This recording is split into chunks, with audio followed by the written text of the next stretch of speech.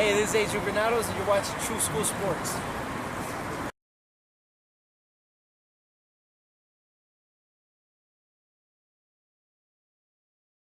I'm very proud to have Deontay Wilder as the first American heavyweight belt holder since Shannon Briggs in 2006. I'm excited about that, and I take pride in that, and I think every American boxing fan should take pride in that. The heavyweight division is our division. Deontay, um, he represents what the heavyweight division has been missing. The heavyweight division has been missing somebody who is entertaining in and outside the ring.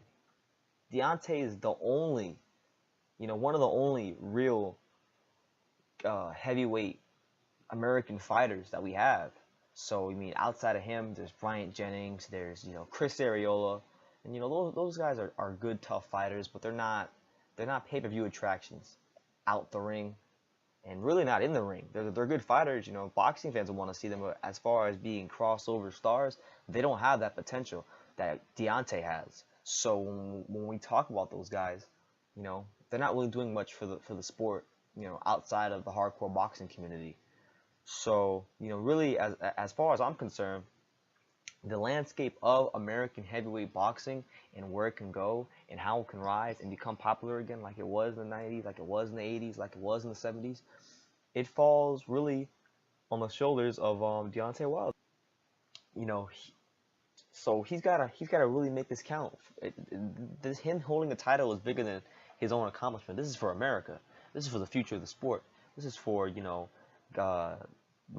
the champions of tomorrow, the kids in the gym that are looking for that role model to continue pushing along. We don't all need that, but I'm saying it helps. Because everybody had somebody that they looked up to. And recently, over the last 7 to 8 to 9 years, America has not had a belt holder in the heavyweight division to where younger boxers who are coming up can say, oh, look, well, so-and-so is doing it, I can do it too. And there were kids in the inner city can look up and say, well, he did it, I can do it too. And we haven't had that in America. So to have that is big for the future of the sport. I don't think you guys really understand how big it is for the future of the sport. Because now Showtime or HBO or whoever is going to promote Deontay's fights, they now have somebody to market that's from the country, and he's still got to prove himself. He's by no means has he fully proven himself to the American public, because most people, the casual fans, do not know who Deontay Wilder is yet. It's a big win for him. I'm proud of him. American heavyweight boxing fans should be proud of him, but it's not, by any means the I have arrived moment. He still has to beat Tyson Fury. He still has to beat, Klitschko. We'll see what's next for Deontay Wilder. But as far as the future of American heavyweight boxing, he has a chance to really do something special with that belt. So let's hope that that belt isn't just on temporary rental from Deontay, and that I can keep it for a while and dethrone Klitschko and bring the division back to where it really needs to be, and that's the USA.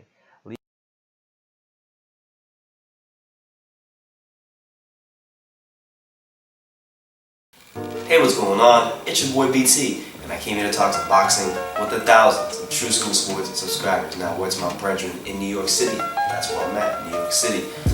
Still, after the Deontay Wilder-Stavern fight. Now, let's talk about Wilder for a second, because I just made a video. I just put out a video. If you guys haven't checked it out, go check it out now. About the whole fight card, main event. I broke down the main events all the way down to the untelevised fight. So, hope you guys see that and enjoy that. I wanted to camp out on Wilder for a second, because Deontay Wilder is a guy that on my channel, if you go look at it historically, I give it a lot of flack to. Someone that I've criticized a lot. And are there still things to criticize about Deontay Wilder? Absolutely, yes there is. But this is my first time seeing him fight in person. And when I saw him fight in person, I watched the fight with my boy Rashawn, who was casual boxing fan, doesn't have bias towards either one. And sometimes I actually value the opinions of people who don't follow boxing, because people who follow boxing have their own biases. I'm guilty of that as well.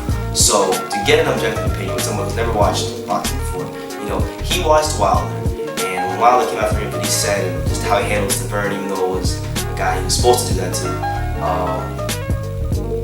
it still electrified that crowd in New York City in ways I haven't seen too many fights electrify a crowd.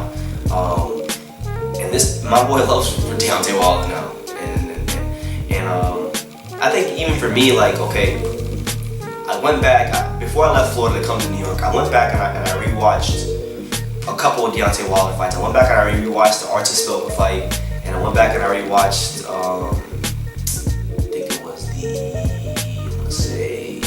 Stavern one or Malik Scott, one of those two. I can't remember which one right now. But I definitely do remember watching the Artur Spilka fight, because that was a fight where I thought Wilder that was his best performance in my opinion. I know he swung wide and Spilka was boxing him, but I thought the way he would flick his jab, and the quickness and the speed and the athleticism that he showed that night, I thought that's the best he looked, my personal opinion.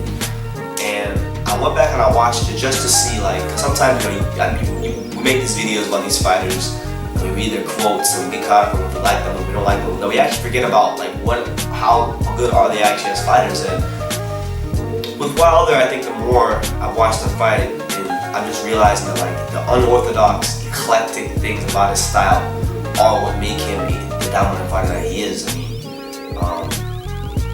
yeah, he doesn't have a great resume. Yeah, he's fought a lot of cans, a lot of overmatched opponents. But I think what's funny is about with Wilder, because I've actually seen, I should say, going to the fights and how casual boxing fans who don't really follow the sport on a normal basis, when they do see a guy like Wilder, they gravitate towards that because he gives the people what they want to see, and that's knockouts.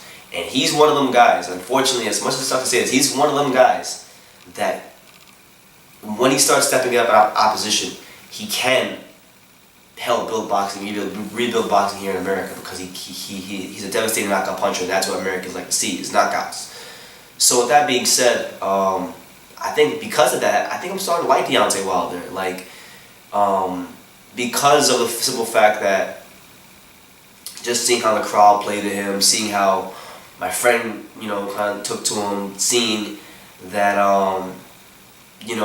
how he dealt with the media and stuff like that. He was a cool guy.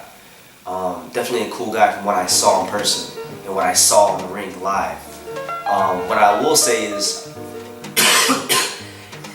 it was funny because if you go back 2 years ago, I know a lot of you guys haven't been watching me for 3 years, because I've been getting most of my subscribers this year and last year. But when Wilder beat Stavern, I did make a video, and I said that Wilder would be good for American boxing. I thought him having an American title over again would be good for boxing.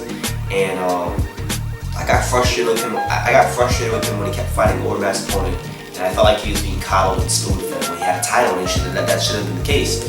So at first I was someone who liked Wilder, but I got disinterested and whatnot, and that's what happened. And that's why you've seen the videos of what's been going off of him, because I want to see him step up, and I want to see him prove that he's the best. And he has a lot of belief in himself. Belief gets you a long place in the sport of boxing.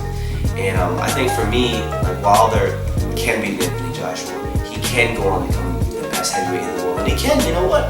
Even though he's in his 30s, man, if he can get a couple of these big fights, and let's say he does knock out Anthony Joshua, who is to say that he can't become a big star?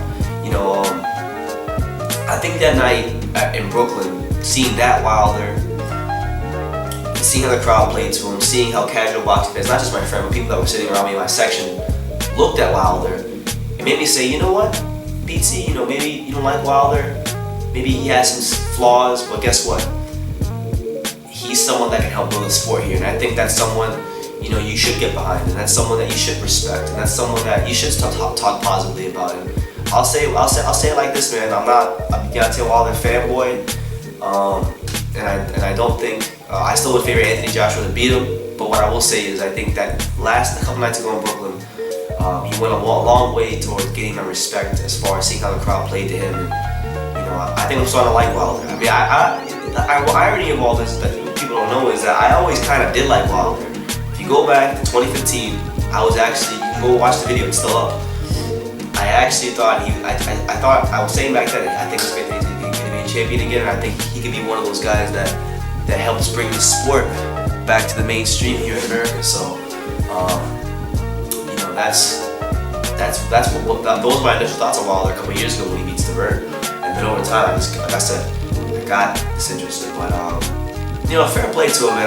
I think he's beginning to learn his craft a little more. I think the fact that his hand is healing up is helping him out. I think does he have technical deficiencies still? Yes, but I think his footwork is getting better. He's getting lighter on his feet. He's learning how to place his punches and vary them more. So, shout out to Wilder, man. I just want to make this video, man, a positive video about Wilder, because people can say I hate the guy. Here's a positive video about Wilder. I'm starting to like the guy. I think, like I said, it was an eye-opening experience for me. So let me know what you guys think in the comments down below. Take the time to subscribe. You can love me or you can hate me, but I'm just a human being. So until next time.